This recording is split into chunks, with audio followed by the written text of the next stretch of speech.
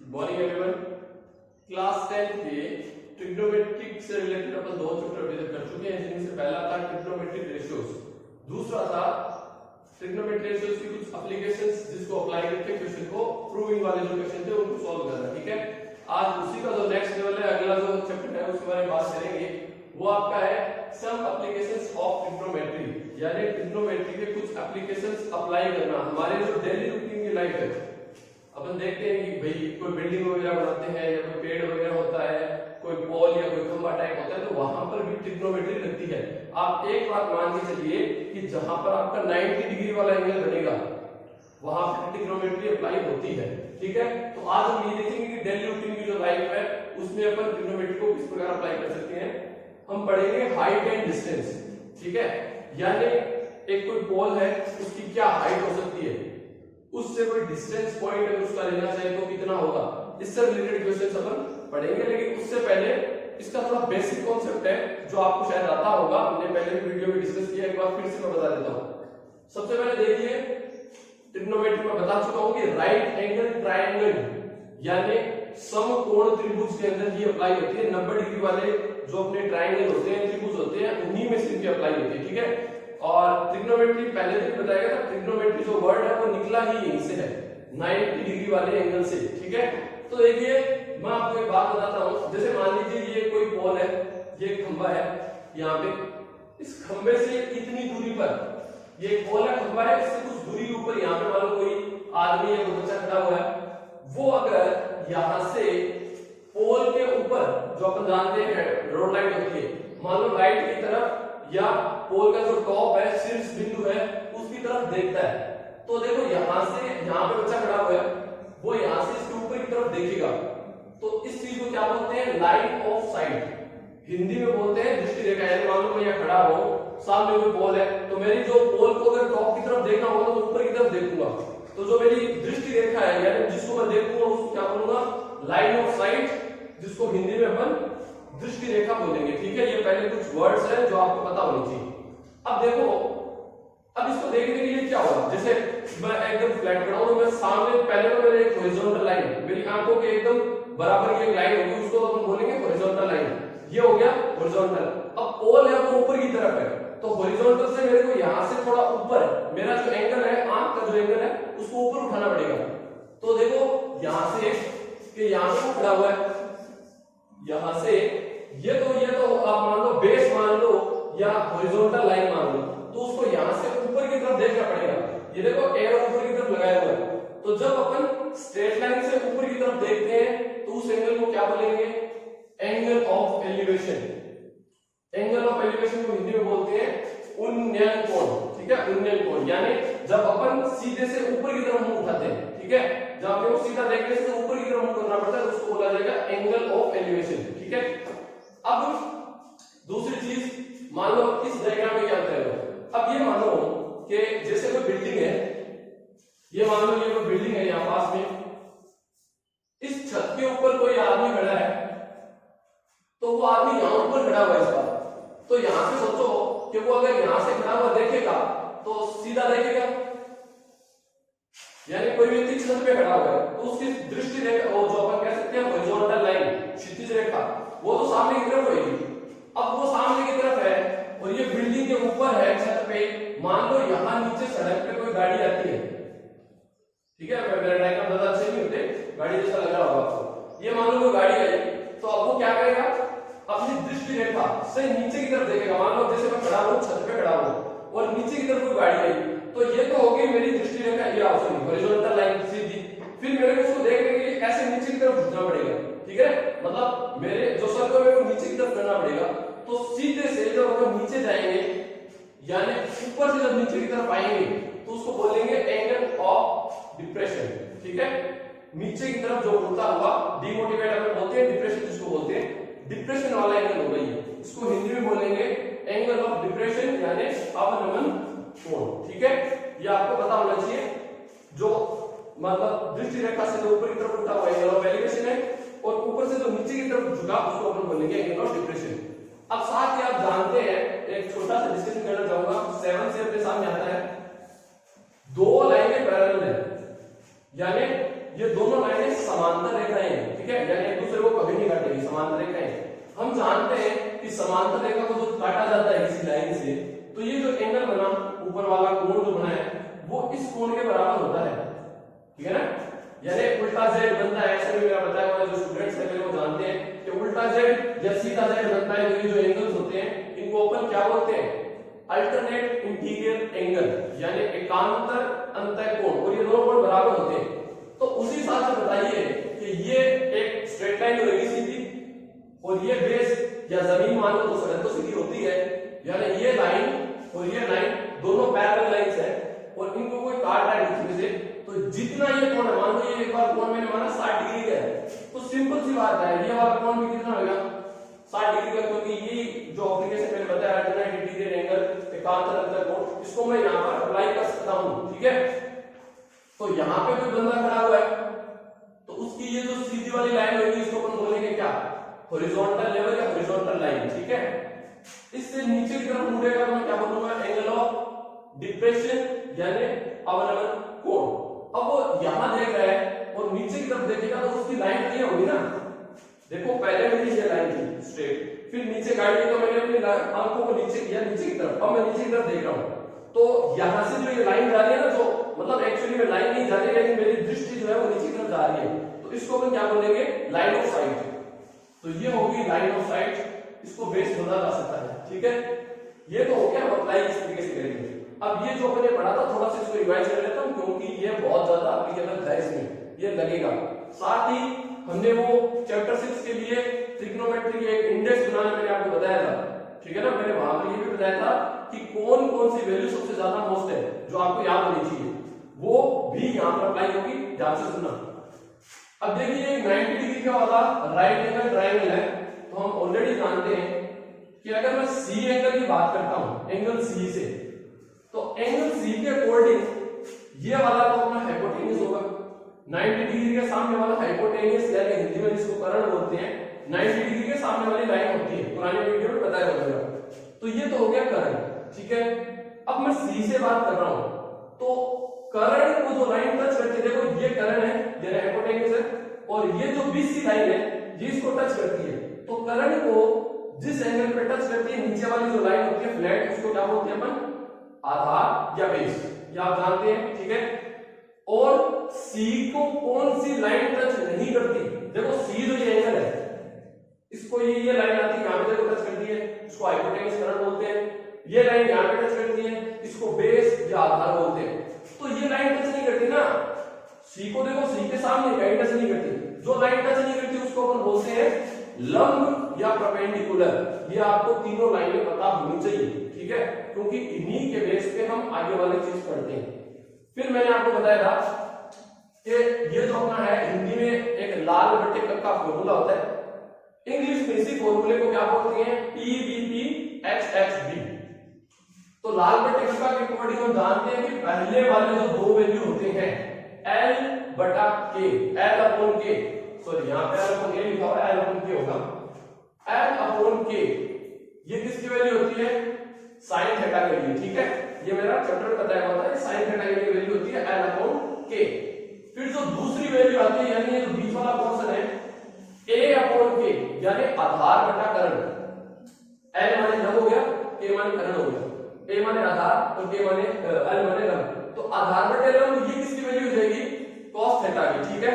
और उससे अगली वैल्यू LA, LA का मतलब क्या होगा, लंब बटे आधार, ये किसकी वैल्यू होगी, tan थीटा की। तो आपको जो 6 चैप्टर में इंडेक्स आई हुई है उसमें, हाँ तो बीच में वीडियो कट हो गया था, चलिए इसको कंटिन्यू करते हैं अपन। मैंने बताया था 6 चैप्टर में जो अपने इंडेक्स है, यानी sin थीटा, cos थीटा और tan थीटा की जो इंडेक्स है, उसकी तीनों वैल्यूज आपको याद होनी चाहिए, ठीक है। अब ऐसे ही अगर हिंदी में लंब बटे कर्ण होता है sin थीटा, तो इंग्लिश में क्या हो जाएगा, P/H, ये sin थीटा की वैल्यू हो जाएगी। cos थीटा के लिए B/H हो जाएगा, और tan थीटा के लिए P/B हो जाएगा। यानी इसके अकॉर्डिंग आप इसका फॉर्मेट को भी बना सकते हैं, मैं लिख देता हूं एक बार फिर भी। देखिए L यानी लंब को अपन बोलते हैं P/H, आधार को अपन बोलेंगे base upon hypotenuse, base upon, sorry यहां पे करण होगा, गलत लिखा, बेस अपॉन हाइपोटेन्यूज, और ये हो जाएगा P/B, ठीक है। देख लेना आप नॉर्मल टिकट का वर्डिंग फॉर्मेट सही होगा। तो ये आपके बेसिक्स था। अब इससे रिलेटेड क्वेश्चन भी मैं अभी बना रहा हूं ताकि आपको पता लगे कि इन चीजों को किस तरीके से अपन अप्लाई कर पाएंगे क्वेश्चन में, ठीक है। Thank you. हाँ, तो इसका एक क्वेश्चन भी देखते हैं ताकि उसको कैसे अप्लाई करते हैं वो पता लगा सके, ठीक है। क्वेश्चन है आपका, इंग्लिश में लिखा है, हिंदी में मैं प्रोनाउंस करके बता दूं आपको। The angle of elevation of the top of A tower, यानी एक टावर है उसके लिए एंगल ऑफ एलिवेशन कौन सा होता है? अपना जो पहला वाला था उन्नयन कोण, ठीक है। यानी एक टावर के टॉप के लिए उन्नयन कोण, जैसे मैं एक बार आपके साथ में फिगर बनाते हुए चलता हूं तो आपको याद हो जाता है। ऐसे मान लो कि ये टावर है, ठीक है ना, ये टावर है। एंगल ऑफ एलिवेशन, एलिवेशन क्या बताया था मैंने? नीचे से तो ऊपर की ओर उठता है। यानी यहां पे पॉइंट मान लो, इस पॉइंट से टावर के ऊपर की तरफ देखो, आपको क्वेश्चन की डायग्राम अगर आपने बना लिया ना तो आपका काम हो जाएगा। ये बात आप पहले सुन लो, ठीक है, क्योंकि आगे का जो वर्क है वो आपको आ जाएगा। लेकिन अगर डायग्राम बनाना नहीं सीख पाए तो कुछ नहीं होगा। इसलिए क्वेश्चन पढ़ो, डायग्राम बनाना जरूर सीखना साथ में। ये नहीं कि बस मैंने बनाया कॉपी पेस्ट कर दिया, तुमने सीखो। एंगल ऑफ एलिवेशन यानी सामने से ऊपर की तरफ उठना। तो यहां से मान लो ये तो इसकी बेस होगा, ठीक है, और सब में ना, इन सब में 90 डिग्री वाला ही ट्रायंगल बनेगा। ये बात पक्की है, आपको सिर्फ सोचना है कि क्या दिया हुआ है क्या नहीं दिया हुआ, ठीक है। तो ये मैंने बनाया टावर, और टावर से कुछ दूरी पर एक पॉइंट लिया, वहां से एंगल ऑफ एलिवेशन, तो क्या बोला? Angle of elevation of top of A tower, यानी टावर के टॉप की तरफ देखते हुए। यानी एक व्यक्ति है जो टावर के टॉप की तरफ देखता है, तो एंगल ऑफ एलिवेशन क्या होता है? From A point on the ground, यानी ग्राउंड के ऊपर एक पॉइंट है जिसका पॉइंट का नाम नहीं दिया हुआ है, मैं इसको ए मान लेता हूं। ग्राउंड पे एक पॉइंट है ए, ये पोल हो गया, इसका नाम मैं दे देता हूं बीसी। बीसी एक पोल है, ग्राउंड पे एक पॉइंट ए है।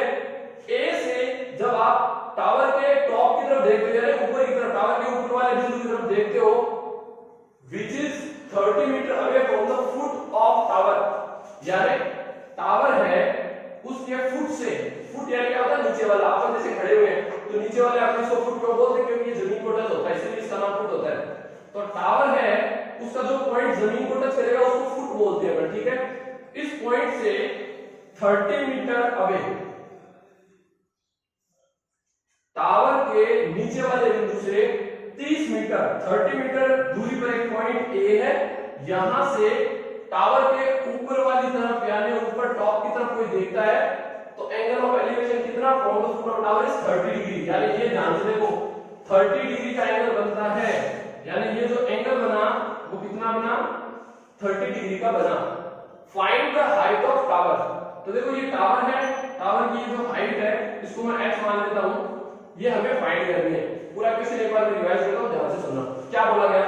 एक टावर है, ठीक है, टावर का जो नीचे वाला पॉइंट, अब टावर होगा तो टावर तो स्ट्रेट ही होता है ना यार, ऐसे झुका हुआ थोड़ी होता है, टावर एकदम स्ट्रेट होता है, यानी ये सीधा होगा टावर। टावर का जो नीचे वाला पॉइंट है फुट पॉइंट, उससे 30 मीटर की दूरी पर, यानी नीचे की तरफ। अब देखो ग्राउंड भी तो लेवल सीधा ही होता है, अपन मान लेंगे सीधा होता है, ऊपर नीचे हो सकता है, लेकिन फिलहाल अपन सीधा मान लेंगे क्योंकि अपने को तो 90 डिग्री बनाना है इसको। तो ये टावर हो गया, ये ग्राउंड को 90 डिग्री पे जाते हुए 30 मीटर की कोई दूरी है, यानी मेरे को मालूम है टावर हो, तो वहां पे कोई पॉइंट है 30 मीटर का नीचे से, वहां से कोई ऊपर की तरफ देखता है, यहां से कोई ऊपर की तरफ देखता है तो 30 डिग्री का एंगल बनता है। हमें पता क्या लगाना है? हमें ये दिया हुआ है, हमें हाइट पता लगानी है। यानी कुल मिला के कंक्लूजन ये निकलेगा, आपको पहले तो फिगर बनानी है। फिगर के अंदर सबसे इंपॉर्टेंट चीज ये है, क्या आपको दिया हुआ है, क्या आपको पूछा है। यानी इस क्वेश्चन को देखते हैं तो आपको, अब भूल जाओ हाइट वाइट, ये एक ट्रायंगल है, नीचे वाली लाइन को हम बेस बोलते हैं, यानी बेस आधार हमें दिया हुआ है। पूछा है हाइट यानी परपेंडिकुलर या लंब पूछा है, यानी सीधी सी बात ये है कि बेस तो गिवन है और हाइट आपसे पूछिए, हाइट बोल दो या परपेंडिकुलर बोल दो, एक ही बात है। इतना तो समझ में आ रहा है ना? इस कोण के अकॉर्डिंग ये तो आपका बेस है, तो ये आपकी हाइट है। यानी मैं सिर्फ बेस और परपेंडिकुलर यानी आधार और लंब के बारे में बात कर रहा हूं, ठीक है, आधार लंब या लंब आधार जो भी है इनके बारे में बात कर रहा हूं। अब क्वेश्चन को करेंगे कैसे वो बता देता हूं, इंग्लिश मीडियम स्टूडेंट के लिए मैं करके बता रहा हूं। पहले हम लिखेंगे let the base AB is equal to 30। मैंने थोड़ा शॉर्ट में लिखा है, आप चाहें तो यहाँ लिखकर डाल सकते हैं let the distance from the foot of tower is 30। ये लाइन ज्यादा अच्छी लगेगी, आप वही लिख देना, ठीक है। अब अगला क्या है, and height of tower, height of tower भाई टावर की हाइट को मैंने क्या माना, BC माना है डायग्राम के अकॉर्डिंग, BC जिसको मैंने h माना है, ये मेरे को फाइंड करना है, ठीक है। तो अब मैं क्या लिखूंगा, इन ट्रायंगल ABC, यानी जो ट्रायंगल है ABC इसके अंदर अब सबसे इंपॉर्टेंट पार्ट आ रहा है। आपको मैंने बताया परपेंडिकुलर पता लगाना है, बेस दिया हुआ है, तो थोड़ी देर पहले हमने PBP HHB या हिंदी में बात करूं तो लाल बटे गद्दा इनके बारे में बात की थी। तो उसमें और इसको अप्लाई कर दो, P क्योंकि आपको P निकालना है, P चाहिए आपको, यानी बेस यानी अपन कह सकते हैं B आपको दिया हुआ है। तो अगर जो चीज निकालनी है और जो चीज इसका तो कोई चर्चा ही नहीं है, इसके बारे में कुछ पूछा ही नहीं, तो H को भूल ही जाओ, P और B। हाँ, तो मैं बात कर रहा था कि अपने को परपेंडिकुलर तो पूछा है यानी लंब तो पूछा है, और नीचे वाली लाइन यानी आधार बेस दिया हुआ है। तो आपको सिर्फ इतना ध्यान रखना है क्या दिया हुआ है और क्या पूछा है, उनके अकॉर्डिंग इनमें से कौन सी वैल्यू फिट बैठती है। देखो परपेंडिकुलर आपसे पूछा है, तो परपेंडिकुलर यहां पर भी है और परपेंडिकुलर यहां पर भी है, लेकिन यहां परपेंडिकुलर के नीचे कौन है, h यानी हाइपोटेनियस। तो जैसे कि मैंने बताया हाइपोटेनियस के बारे में कुछ कहा हुआ नहीं है, तो ये तो नहीं आएगा। परपेंडिकुलर पूछा है, बेस दिया हुआ है, यानी ये रेशियो, ये वैल्यू हमारे काम की है। हिंदी में बात करूं तो लंब हमसे पूछा है और आधार दिया हुआ है, अतः लंब बटे आधार। तो आप बताओ लंब बटे आधार या फिर P/B किसकी वैल्यू होती है, sin theta cos theta tan theta, ये होती है tan थीटा की वैल्यू। तो क्या मैं ये लिख सकता हूं tan theta is equal to, English medium के लिए कर रहा हूं इसलिए मैं P/B लिखूंगा, हिंदी मीडियम होगा तो tan थीटा L/A लिख देगा, कोई दिक्कत नहीं है, इसको बस हिंदी में आप कन्वर्ट कर देना। तो tan theta is equal to P/B, कोई दिक्कत नहीं है यहां तक। अब देखो क्या करना है, tan थीटा बिल्कुल tan थीटा पढ़ा है, सॉरी tan तो पढ़ा है, थीटा थीटा क्या होता है, हमने 9th में देखा था, जितना डिग्री ये एंगल होता है, यहां से उठा हुआ है ना, तो ये एंगल कितने डिग्री का है, 30 डिग्री का। तो थीटा की वैल्यू कितनी हो जाएगी, 30 डिग्री हो जाएगी, ठीक है। tan theta is equal to P/B होता है, हम ये वैल्यू जानते हैं, 6 के बेसिक में हमने देखी थी ये बात। तो tan का tan थीटा यानी कितना डिग्री वैल्यू है, 30 डिग्री वैल्यू, तो मैं यहां पे 30 डिग्री पुट कर दूं, कोई दिक्कत तो नहीं है। P/B, अब P यानी परपेंडिकुलर, ये इसको मैंने माना है BC, ये BC तो है, तो मैं यहां पर एक बार BC अपॉन बेस, बेस क्या है AB, तो मैं इसको AB लिख दूं, ठीक है। परपेंडिकुलर को क्वेश्चन वाइज मैंने BC माना है और बेस को मैंने क्वेश्चन वाइज AB माना है, तो मैंने ऐसे वैल्यू रखी है, ठीक है। अब जो नीचे वाली लाइन इधर कर रहा हूं, अब देखो अब काम आता है इंपॉर्टेंट, यहां पर इंडेक्स जो बनाई थी वो काम आती है आपकी, tan 30 डिग्री की वैल्यू क्या होती है, आपको इंडेक्स याद होनी चाहिए, लेकिन मैंने वहां पर आपको बताया था, अब बता रहा हूं, ध्यान से सुन लेना, क्योंकि सबसे ज्यादा काम वाली वैल्यू यही होती है tan वाली। आपको सिर्फ एक वैल्यू याद करनी है कि tan 30 डिग्री क्या होता है, 1/√3 होता है। अगर आपने ये याद किया tan 30 बराबर 1/√3, तो देखिएगा कि जो ये ऊपर वाली यानी जो 1 है, 1 वो वैल्यू आपकी बन जाएगी tan 45 की, tan 45 की, और नीचे वाली जो वैल्यू है वो बन जाएगी किसकी, tan 60 डिग्री की। सिर्फ एक वैल्यू याद करने से ये तीनों जो सबसे ज्यादा काम आती है वो वैल्यू आप याद कर सकते हैं। तो एक वैल्यू याद कर लीजिए, tan 30 की क्या हो जाएगी, 1/√3, ठीक है। तो आगे करते हैं हम, तो इस साइड अपना क्या है tan 30, तो क्या मैं लिख दूं 1/√3 √3, इसको मैं 1/√3 लिख सकता हूँ according to value. BC, BC को मैंने h माना है तो मैं यहाँ पर इसकी वैल्यू h लिख देता हूँ। AB, AB की वैल्यू हम जानते हैं 30 डिग्री है, तो क्या मैं इसको 30 डिग्री लिख सकता हूँ। क्लियर है अब तक? अब देखिए इधर वैल्यू है, इधर वैल्यू है, हमें फाइंड क्या करना है, h करना है। तो अपन जानते हैं कि जो बट्टे में 30 है, जो नीचे डिवाइड में इसको ऊपर भेजूंगा तो ये यहां से यहां आएगा मल्टीप्लाई में, यानी 30 जो है वो 1 से मल्टीप्लाई होगा, तो 30 बटा √3 ये वैल्यू बनेगी आपकी। ठीक है, अब लास्ट ईयर आपने रियलाइजेशन ऑफ डिनोमिनेटर यानी हरों का प्रमेयीकरण ये पढ़ा था, यानी कभी भी नीचे अंडर रूट की संख्या नहीं रखनी होती। तो कैसे करेंगे, देखो 30/√3 है, ये वैल्यू है किसकी, h की। आंसर तो आपका आ गया है, ठीक है, आप इतना लिख रहे हो, आपका आंसर गलत नहीं है, बट बटे में अपॉन में अंडर रूट नहीं रखते, इसको हटाना पड़ेगा। तो कैसे हटाते हैं, ये अंडर रूट 3 है, इसको किससे गुणा करेंगे, अंडर रूट 3 से। अंडर रूट 3 और अंडर रूट 3 गुणा होकर के क्या बन जाएगा, प्रॉपर 3। तो आप जानते हो कि कभी भी फ्रैक्शन को अगर नीचे गुणा किया तो उतने से ही ऊपर भी करना पड़ता है। तो अगर इसको √3 से किया तो नीचे वाले को यानी डिनोमिनेटर नीचे वाले को किया तो न्यूमरेटर ऊपर वाले को भी करना पड़ेगा। तो 30 को अगर अंडर रूट से गुणा करेंगे तो ये बनेगा 30/√3 और अंडर रूट 3 क्या बन जाएगा, प्रॉपर 3।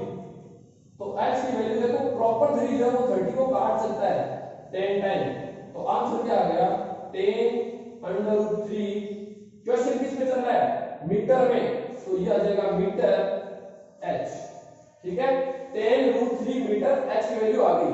अब मान लो बहुत से क्वेश्चन में यहां लास्ट में ब्रैकेट में लिखा हुआ था √3 is 1.732, ये आपको याद भी करनी है, अंडर रूट 3 का मान होता है 1.732। अगर ये लिखा हुआ है तो यहाँ पर लास्ट में आपको ये वैल्यू यूज करनी पड़ेगी, यानी आप इसको ऐसे करोगे 10 मल्टीप्लाई अंडर रूट 3 आया तो अंडर रूट 3 नहीं लिखना, उसकी जगह 1.732 ये वैल्यू लगा दोगे। तो देखो 10 से 10 गुणा करने के बाद आगे पॉइंट ये आंसर आगे चल जाएगा, तो ये हो जाएगा आपका 17.32 मीटर हाइट, यानी इस टावर की हाइट कितनी आ जाएगी, 17.32 मीटर के लगभग लगभग आ जाएगी। ठीक है।